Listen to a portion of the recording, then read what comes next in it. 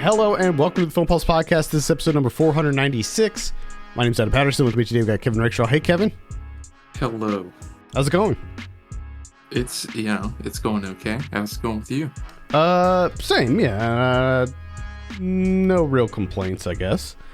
This week on the show, we'll be talking about Leave the World Behind, which is out now on Netflix. We'll also be going over some of watching on the watch list, and this week's new releases in theaters, VOD, and Blu-ray. Thank you so much for joining us this week. If you could, consider giving us a review on iTunes. That'd be great. New Saved by the 90s is being recorded this week and should be out fairly soon, I would think. Definitely before Christmas. We're going to be doing another year of made-for-TV Christmas movies. This year, I've watched 3 of the 4 so far. And there's something else this year. You know, like, Christmas movies, it's like they're all kind of the same, but at the same time, they're all insane in their own little special way. So, very excited to dive into those this year. Let's talk about Leave the World Behind. This is directed by Sam Esmail. I have a synopsis here. A family's getaway to a luxurious rental home takes an ominous turn when a cyber attack knocks out their devices and 2 strangers appear at their door. Kevin, we'll start it with you. What were your initial impressions of Leave the World Behind? I was, relatively interested in watching it. My wife read the book. She really liked the book. She didn't like the writing. She thought the writing was god-awful. But, like, the book and the story, she was like, oh, we have to watch this. I was like, all right, it sounds interesting. It got exponentially more interesting when, it's doing the opening credits or whatever. And you just, like, I still can't get used to this. The Barack Obama, Michelle Obama, like, producing credit at the beginning. I'm just like, what? Oh, yeah, that's right. They do movies now on Netflix. That's weird. And I thought this movie was fine, but I did find it really interesting because a lot of this really comes down to that producing credit, and that's what I find so much more interesting about this movie, because apparently this movie is vastly different than the book, and the ways in which it's different than the book, I feel like is Obama's input. Like, that's the only thing that makes sense. Maybe now you can. Are there specific things? Because obviously I didn't read the book. So are there certain things that you can point out that are different? The main thing that I can say is, now my wife did read this a while ago, but she was like, I don't really remember it being that political. Well, like, the other thing to remember here is that Sam Esmail is the guy who did Mr. Robot, which is okay. Mr. Robot's not, I wouldn't say it's a strongly political show. And I will admit that I did not finish that show. I think I watched the first 2 seasons, but I didn't finish it. But it's you could definitely see the kind of similarities with the cyber thriller aspect of it here. Yeah, okay. Because I think I watched like 2 episodes of Mr. Robot. Mr. Robot was good. I liked what I saw. I don't know why I fell off. But yeah, for whatever reason.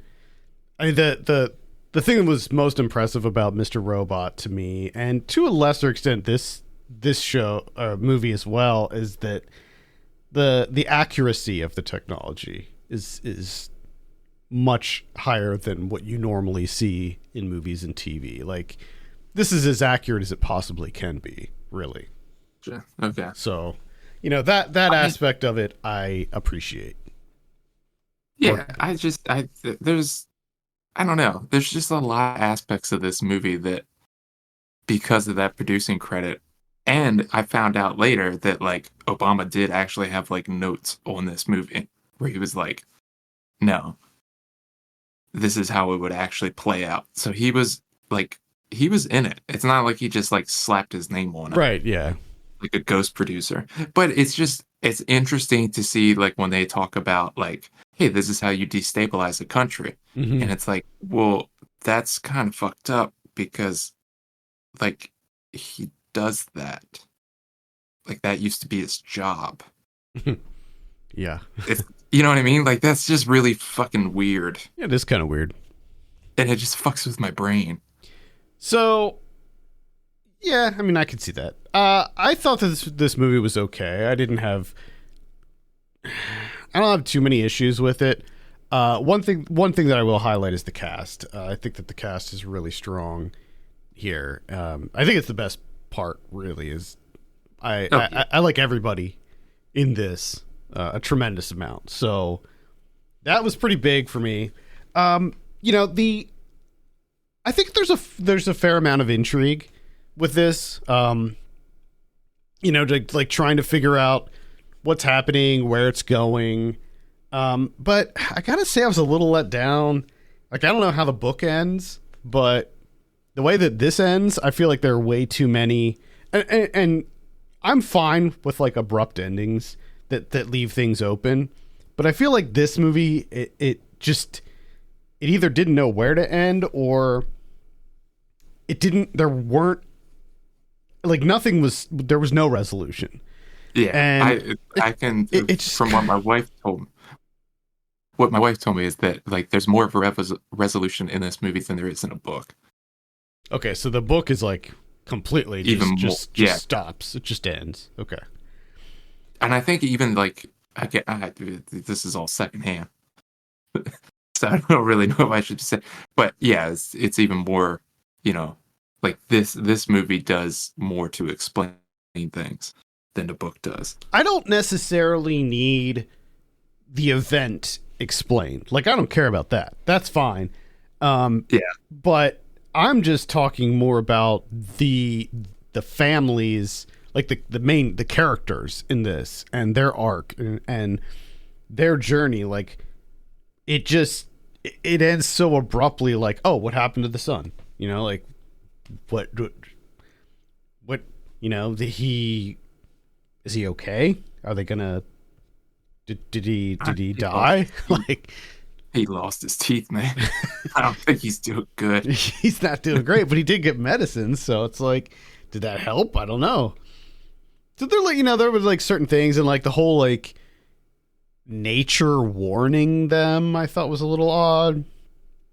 Yeah, I could use more of that, actually. I thought that was far more interesting. I think that it made for some really interesting scenes. I mean, the deer scene and the flamingo scene, like that was really kind of fascinating.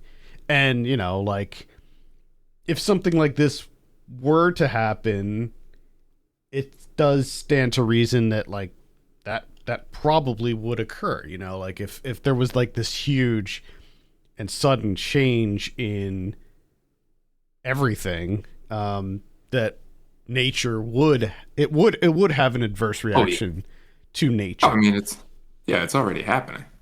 Like we had a bunch of flamingos show up in Minnesota. Yeah, so they just popped up because of like a jet stream switching. Seeing how nature reacts, I think is interesting, and you know, the characters themselves I thought were fine, but I guess I just wanted more. What's here, I found it to be entertaining. I did find it to be, you know,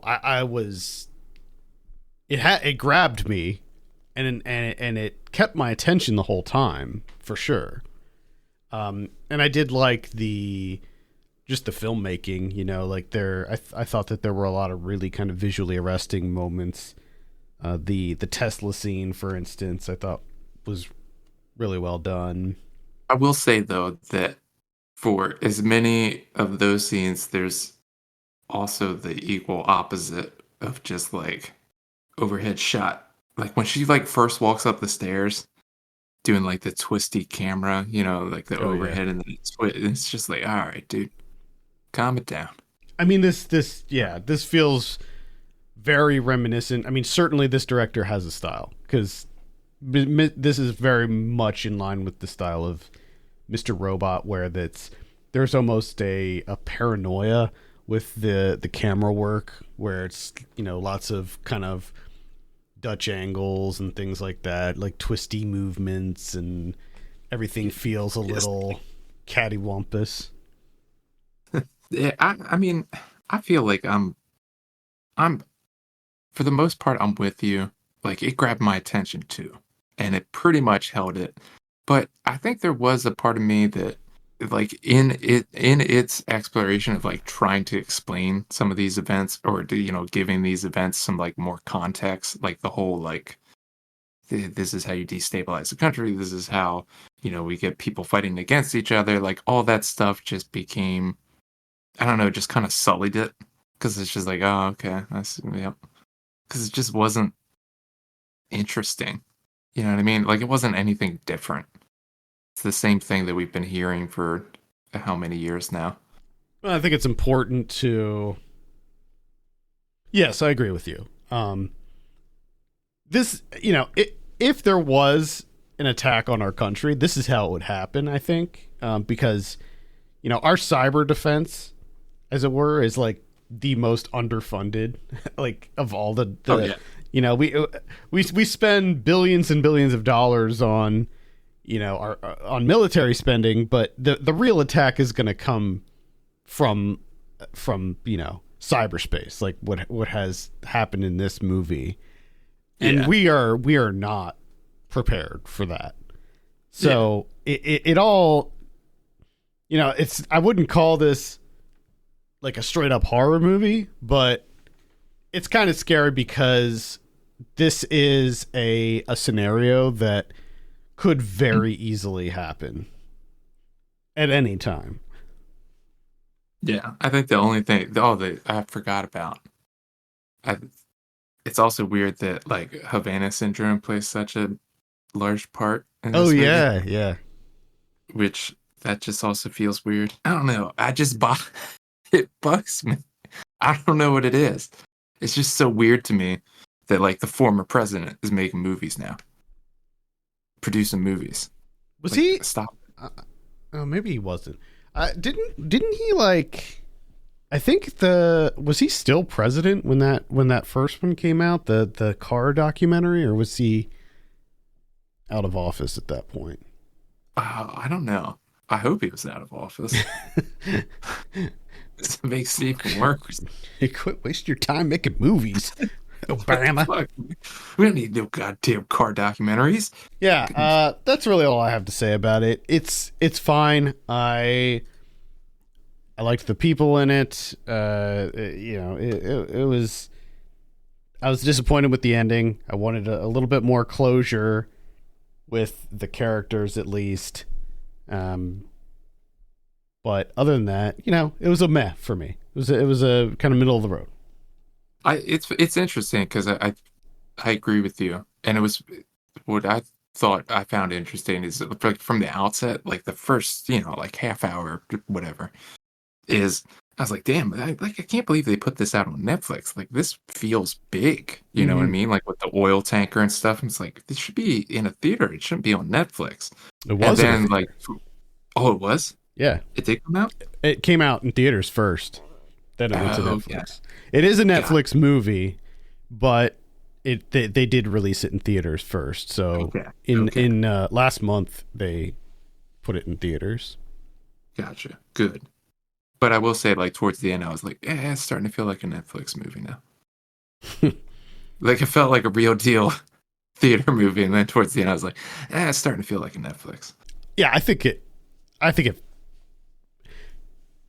feels like a Netflix movie. What was that other one that came out that like got eviscerated by critics, and it was kind of a satire.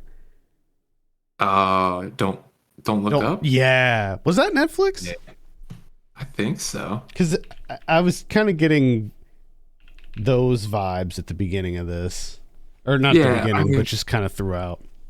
Yeah. It wasn't Netflix. Yeah, it's also kind of felt like there's just a lot of these stories, because it also kind of felt like what was the M. Night movie? What did he change the title to? Knock at the Cabin. Yeah. You know what I mean? Where it's like, is something happening? You have a stranger showing up.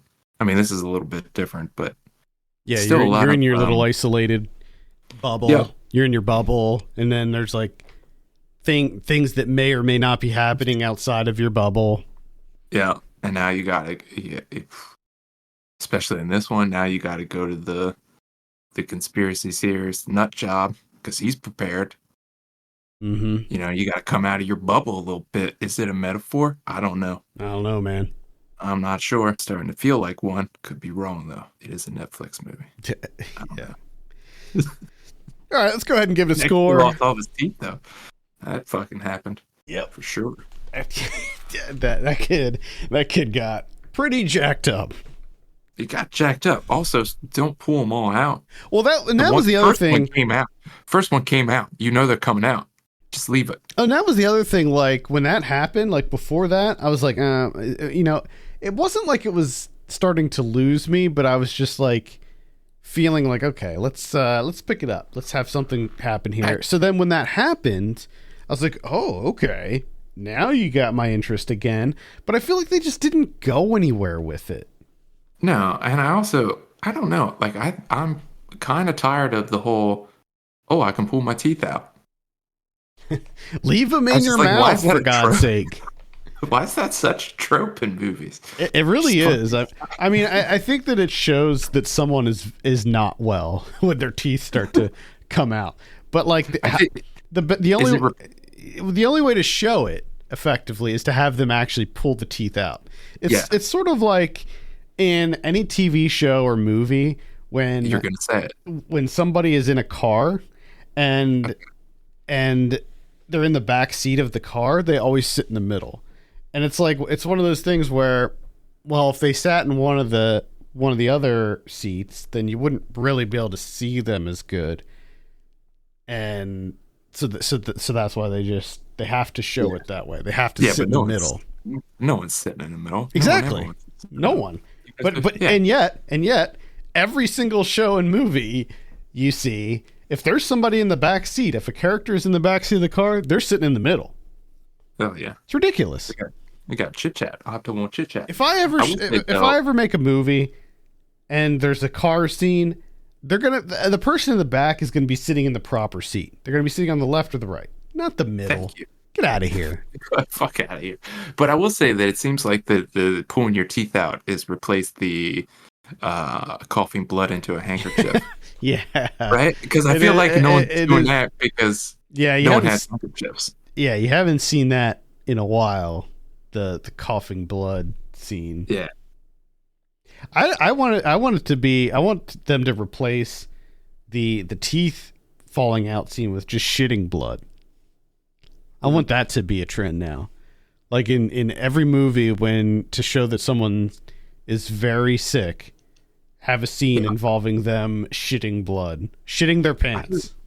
I have a feeling that you would regret that. Yeah, probably. Very quickly.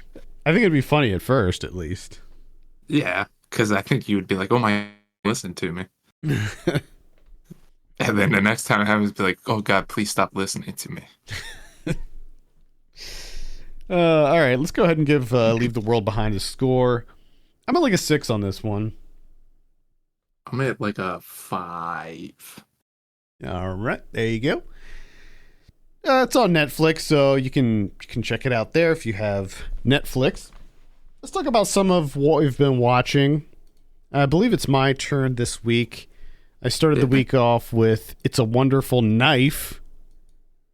This is directed by Tyler McIntyre. This is the guy who did Tragedy Girls, which I liked a lot. And then he also did Patchwork, and he did one of the segments in VHS 99.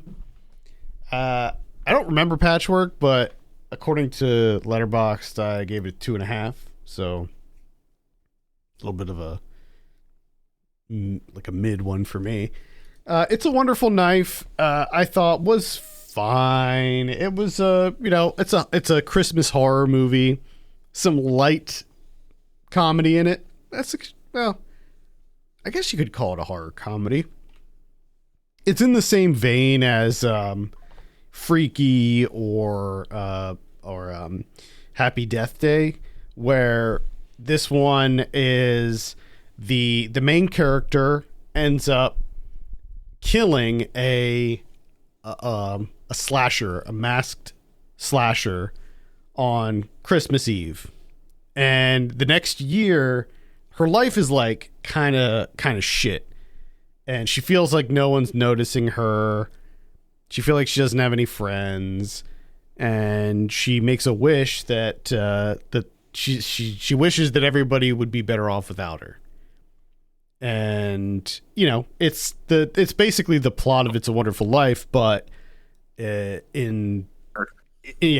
a slasher involved. Yeah. So when her wish is granted, she realizes that like if she wasn't there to kill the slasher, he would just keep killing and turn the town into like this hellscape of addiction and violence. And she has to figure out a way to right the wrong and get back to her world. So, you know, it's okay. The kills are not very good. Yeah, I mean, beyond that like initial plot, like that hook, it's pretty average. I kind of like the design of the slasher. It's like this, like they call him like the angel or something, and he's got like this kind of white blank faced mask. It's kind of cool.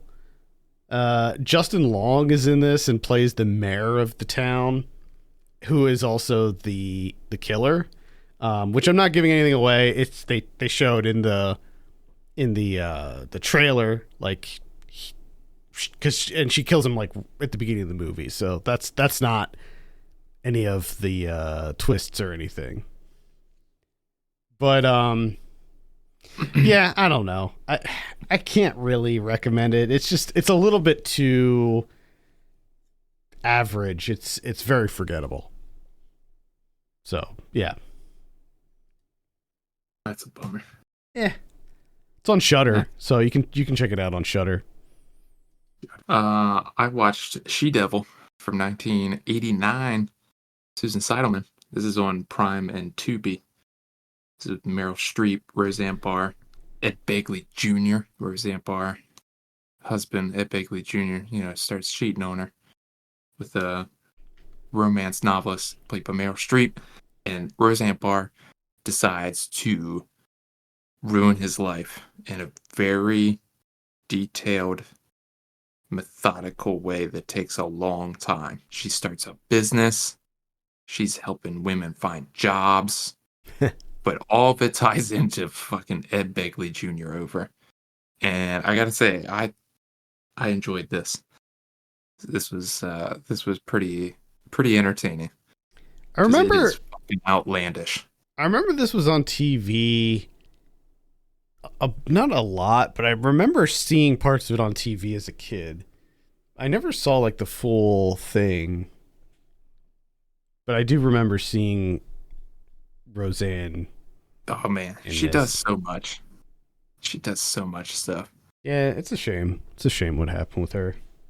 I know. It's so bizarre. And especially because when they brought back the show, when they brought back the sitcom, it was so good. And that's not to say that it's not still good, by the way. Like, after they got rid of her and rebooted it as the Connors, like, it's still good. It has that, it's still really funny, and it has that same DNA and everything. Like, it's fine on its own without her, but still.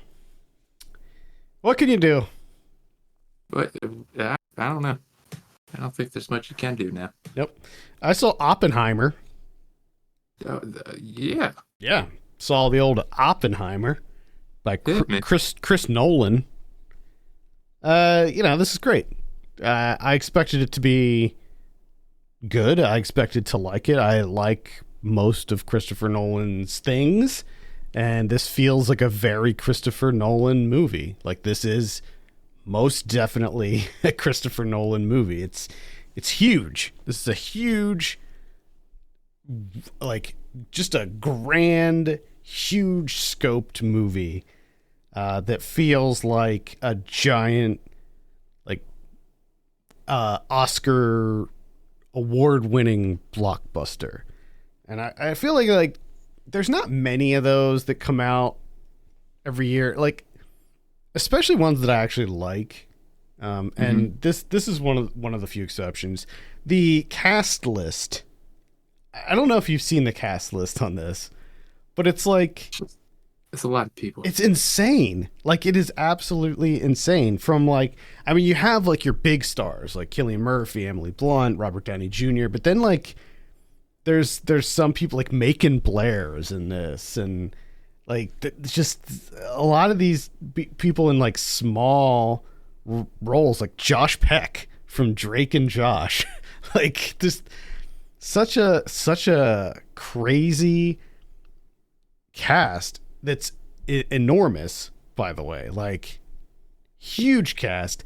People are in this that like relatively large names, some of them, and they don't even have any lines. Like they're just in it. Like Rami Malek's in this, and he doesn't speak until the like towards the very end of the movie. Benny Safdie's in this. He has a bigger role, but he is incredible. Like I wouldn't be surprised if Benny Safdie won some awards for this. He's so good. The movie itself is incredible. If you're not familiar, it's a biopic about J. Robert Oppenheimer, who is one of the main creators of the atomic bomb. So it just goes through his life, and it really it does kind of jump around in time. So like you'll have some flash forwards and some flashbacks. Some of it's shot in black and white. I mean, obviously being a Nolan film, it's incredibly gorgeous. Like all of the cinematography is immaculate.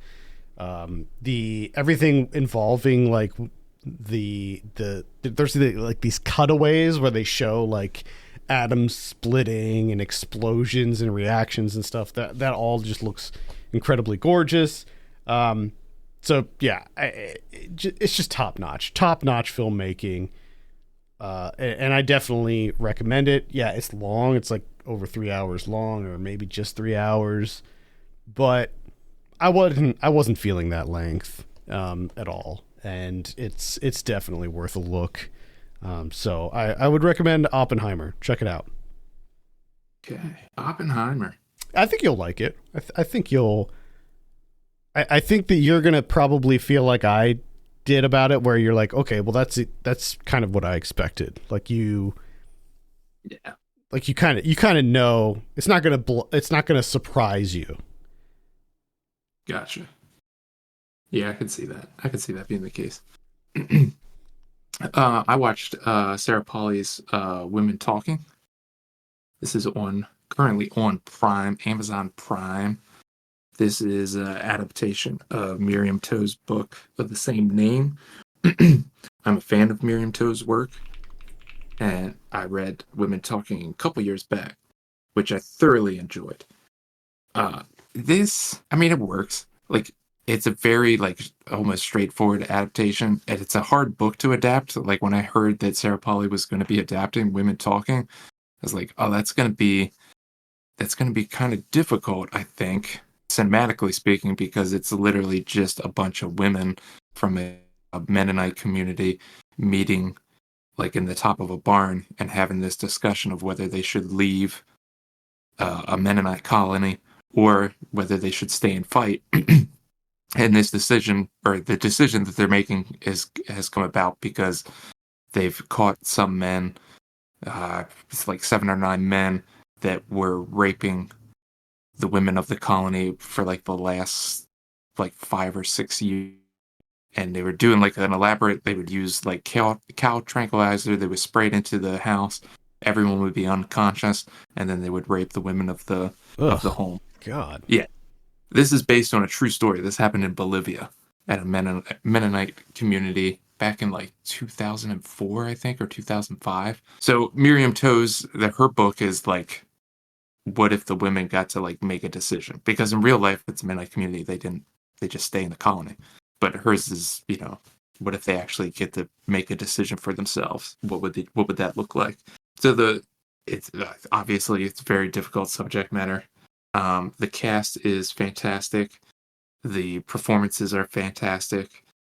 Uh, and I thought it was extremely well done for what I would consider a really difficult book to adapt into a movie. Cool. That's women talking. I saw The Sacrifice Game. This is the new one from Jen Wexler. This is on Shudder. Interestingly, this comes out a couple weeks after The Holdovers, and the initial setup of this, I messaged you about this. The initial setup of this it's actually very similar. So it takes place in 1971 at a girls' boarding school, and it's during Christmas break. So all of the kids go with their families, they go home, but there's a couple kids who have to stay behind because they don't have anybody to come get them.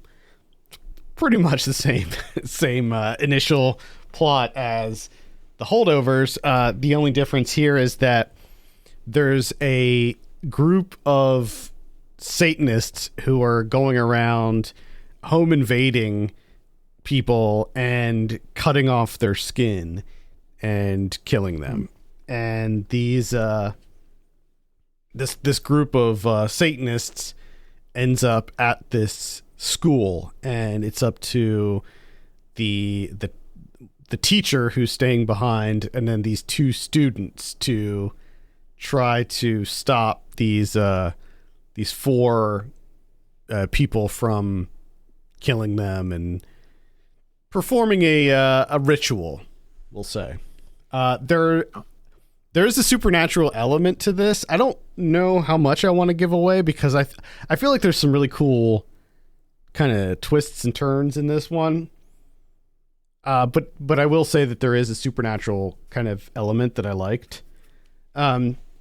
It's fine. I liked Jen Wexler's last feature, which was The Ranger. But I think that this one, in a lot of ways, is a way more kind of mature offering.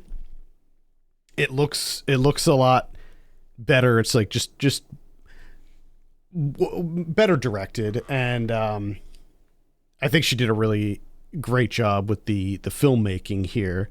I would probably give it a light recommend. It's on Shudder, so you can check it out there. If you're looking for a nice horror version of The Holdovers, maybe check it out. And it does go to some really interesting places. So yeah, I'd give it a light recommend. Again, that's called The Sacrifice Game. Interesting. Yeah, I'm actually very interested in this. And if you're looking for like a Christmas themed movie, and it's in, I can't remember where it takes place, but it's like in kind of a cold, wintry area, so it's got that vibe. Let's go in a completely opposite direction, and that would be Mrs. Harris Goes to Paris. Okay, yeah. This is Leslie Manville playing Mrs. Harris. She's a cleaning lady. She becomes obsessed with a Dior dress.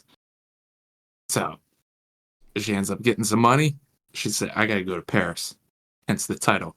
She goes to Paris and she's gonna buy a Dior dress. And of course she's kind of treated like shit because she's a cleaning lady. This is the Christian Dior. So haute couture, you can't be here. You're a cleaning lady. Get out of here. Can't be bought. But she's determined and she's gonna get that goddamn dress. And you know what? She does. And I enjoyed this movie. It's like a modern like fairy tale type thing, where like some bad things happen, but you always know that for the most part it's gonna work out. And sometimes that's just nice. And as her as a cleaning lady, I just wanted her to fucking win, I was just rooting for her. Sucker for Leslie Manville. If Leslie Manville is, the center of a movie, I'm in. Yeah, I like Leslie Manville. Sure. She goes to Paris. And, it's kind of fish out of water. She's a clean lady. She's a haute couture. It don't mix. They're not ready for that. Interesting. This is the same director that did Louder Than Words from 2013, which I think, I don't know if that was a faith-based movie or just might have been. I don't know. Anyway, so that's Mrs. Harris Goes to Paris. She does get to organize the Dior, the workers, and they strike. So that's kind of cool. Oh, okay. All right. The last one that I'll mention is Gran Turismo. I was in the mood for just like some kind of mindless thing, you know. I was like, I want to watch a movie, but I don't want to really have to engage with it. I just kind of want something to veg out to, you know. So I was like, hey, I'll watch Gran Turismo. I heard it was pretty good, actually. This is directed by Neil Blomkamp. Yeah. And it's exactly what I thought it was going to be. Like, I was not. From everything that I was kind of like the chatter that I was kind of seeing, people seem to think that it was like, oh, well, you know, the Gran Turismo movie is actually pretty good. Like, it's better than we all expected. But like, it was the exact movie that I expected it to be. Like, it was not any different. It was not any better than exactly when you see the trailer. I feel like the trailer gives you the exact layout of how this movie is going to play out. Now, I will say that the true story that this is based on is it's a crazy story. It's a kind of an inspirational story in some ways, but it's wild. If you're not familiar, a few years ago, there was a contest that I guess it was Sony that did it with Nissan, and the contest was to get the top players of the video game Gran Turismo and put them in like a training camp and see if they have what it takes to be real race car drivers. So if they take their skills that they learned in the game Gran Turismo and apply that to real racing. And it follows the story of this kid who he won that competition and he became an actual race car driver, like a real deal race car driver.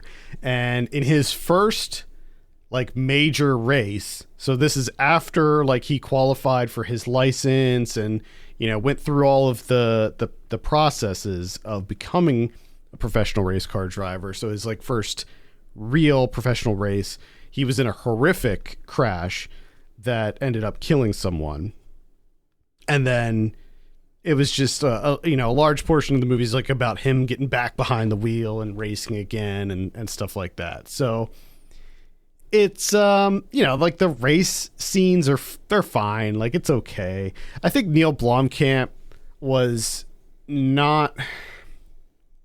I don't know if he was the right pick for this movie like this because like he's a pretty stylish director, but like all of the kind of stylish scenes in this felt really dumb. Like they were just kind of goofy. How there'd be like scenes where he's like playing the Gran Turismo game, and then like as he's playing the game, we see like this like CG car like morphing around him and stuff. And then the opposite happens when he's like driving a real car. Like the car breaks apart and turns back into like the simulator, and it's just like it's like, dude, you're like, I think you might be overdoing it a little bit here. We're getting a little crazy with like the graphics on screen and stuff. But you know, I get that that's kind of what they're, you know, that's the audience, you know, they're going for like a PlayStation fanboy kind of audience, which is fine. You know, it's just, it really wasn't for me. And it's also kind of weird. I was thinking about it, like the whole contest when they did it was basically, it was all it was advertising. It was a big marketing thing, right? Between, you know, Sony and Nissan, like it was all just a big ad. And like they even say so pretty much in the movie. But then I was thinking like, okay, well the movie itself is just the giant ad for Sony and PlayStation and Gran Turismo. So it's like you're double dipping on this story. Like you dipped once when you actually did the contest. Now you're dipping again, making a movie about the contest. You gotta keep doing it. Yeah. You gotta keep milking it.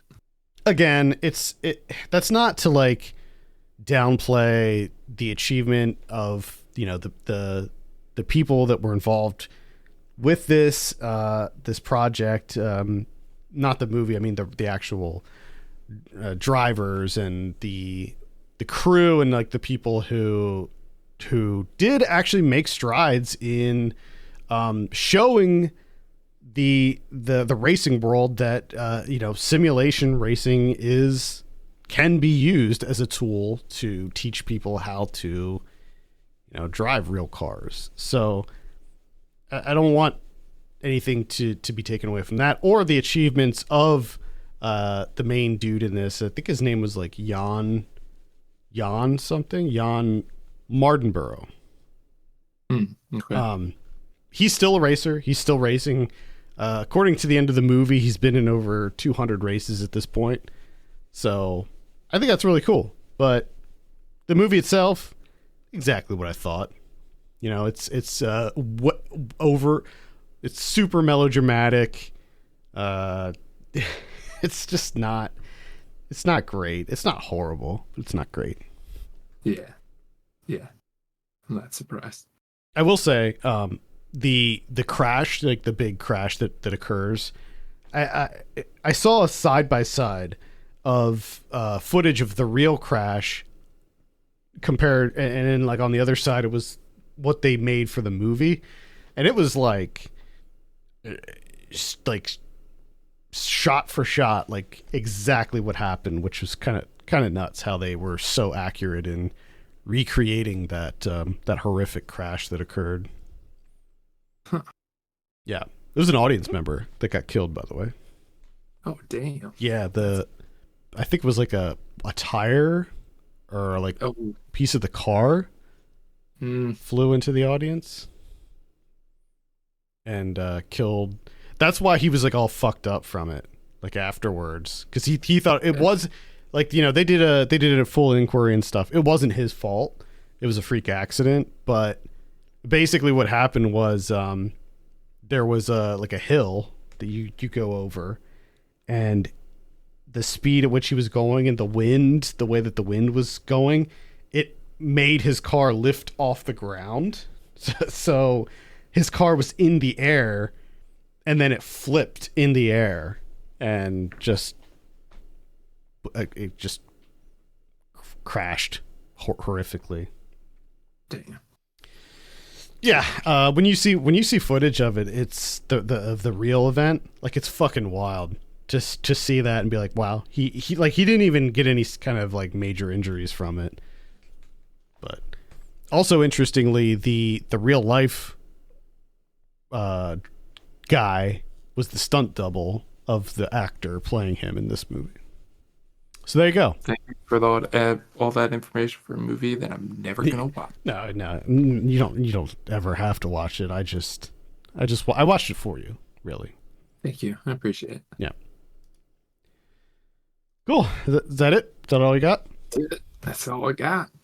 Let's take a look at what we have in theaters this week. Wonka is the big one.